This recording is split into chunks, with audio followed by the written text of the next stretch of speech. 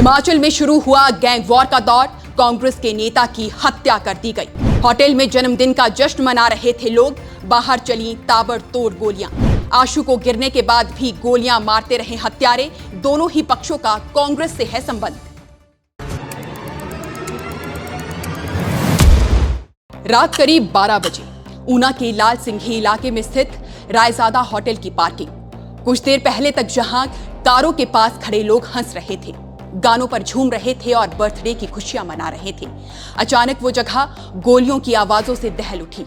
उसी जगह जहां कुछ मिनट पहले सेल्फियां ली जा रही थी, वहीं अब तेज चीखें, गिरती देह और भागते भागते फिसलते लोग नजर आ रहे थे। एक गोली चली, फिर दूसरी, फिर तीसरी और जमीन पर गिर चुके एक युवक के शरीर पर बार बार गोलियां दागी जा रही थी, जैसे कोई सुनिश्चित करना चाहता हो कि आज रात किसी की सांस वापस ना लौटे। ये दृश्य किसी फिल्म की हिंसक क्लाइमेक्स सीक्वेंस जैसा जरूर लगता है, लेकिन ये रियल है। ये हिमाचल है, वो हिमाचल जिसकी पहचान शांति, देवभूमि और सौहार्द रही है। और वही ऊना शहर जहां से प्रदेश के डिप्टी सीएम मुकेश अग्निहोत्री आते हैं, जहां कांग्रेस की सरकार है और जहां पिछले कुछ महीनों से अपराध की शक्ल और रफ्तार दोनों बदल रहे हैं। लेकिन इस पूरे मामले में एक और बात ऐसी है जिसने सबको हैरान कर दिया है। वो होटल जिसमें ये हत्याकांड हुआ, वो सतपाल सिंह रायजादा का होटल है। सतपाल रायजादा हिमाचल कांग्रेस के बेहद वरिष्ठ नेता, ऊना के पूर्व विधायक और 2024 लोकसभा चुनाव में भाजपा के अनुराग ठाकुर को चुनौती देने के लिए कांग्रेस का टिकट पाने वाला चेहरा। यानी वारदात की जगह भी कांग्रेस से जुड़ी, आरोपी भी कांग्रेस गुट से जुड़े, पीड़ित भी युवा कांग्रेस नेता, और ये पूरा खून खराबा हिमाचल की सबसे बड़ी राजनीतिक पार्टी के दो गुटों के बीच।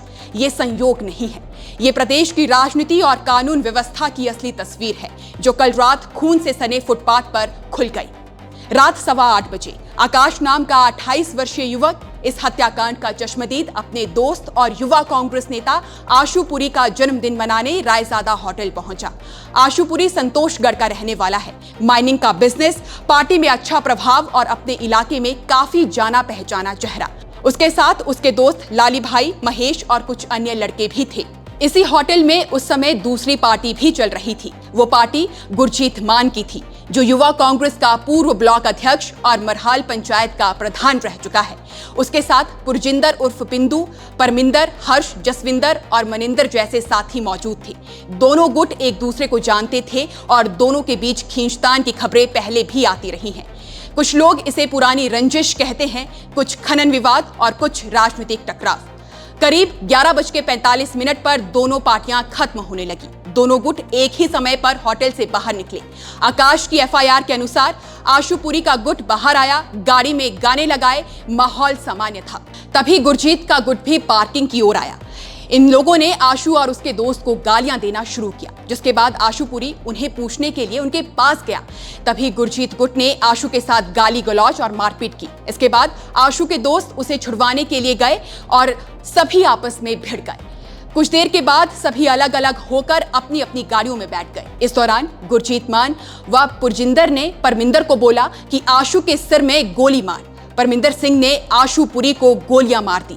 पहली गोली सीधी आशु पुरी के सर में लगी। आशु धरती पर गिर गया। लेकिन कहानी यहीं खत्म नहीं होती। एफआईआर में लिखा है कि आशु के गिरने के बाद भी परमिंदर गोलियां चलाता रहा।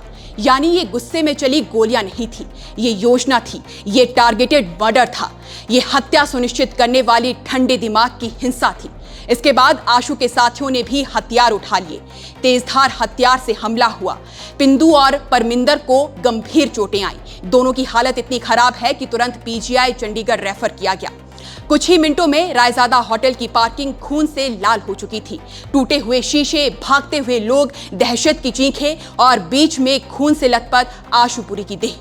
आकाश और एक युवक ने उसे ऊना अस्पताल पहुंचाया, लेकिन डॉक्टरों ने उसे मृत घोषित कर दिया। रात भर ऊना में हड़कंप मचा रहा।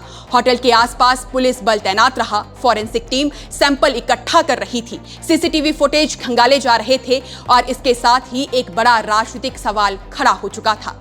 हत्याकांड कांग्रेस के गुटों के बीच, जगह कांग्रेस नेता की होटल की, जिला डिप्टी सीएम का गढ़, प्रदेश में कांग्रेस की सरकार और कानून व्यवस्था पूरी तरह सवालों के घेरे में। और सवाल तो ये है कि क्या ऊना में गैंगस्टर कल्चर गहराता जा रहा है? क्या राजनीतिक गुटबाजी अब सीधे हथियारों तक पहुंच चुकी है? क्या पंजाब बॉर्डर का प्रभाव इतनी आसानी से पहाड़ की शांति को निगल चुका है? क्योंकि ये ऊना का पहला केस नहीं है। कुछ महीने पहले गग्गी हत्याकांड के बाद से ही ऊना जिला में गैंग वॉर जैसे हालात बनने लगे थे। अब नेता प्रतिपक्ष जयराम ठाकुर भी कह रहे हैं कि प्रदेश में गैंग वॉर बढ़ रहा है, कानून की धज्जियां उड़ रही हैं। लोग सवाल पूछ रहे हैं कि अगर पूर्व विधायक के होटल में ही गोलियां चल रही है, वो भी कांग्रेस के दो गुटों के बीच, तो आम आदमी कितना सुरक्षित है? पुलिस ने गुरजीत मान, पिंदू और परमिंदर के खिलाफ हत्या और आर्म एक्ट के तहत मामला दर्ज कर दिया है।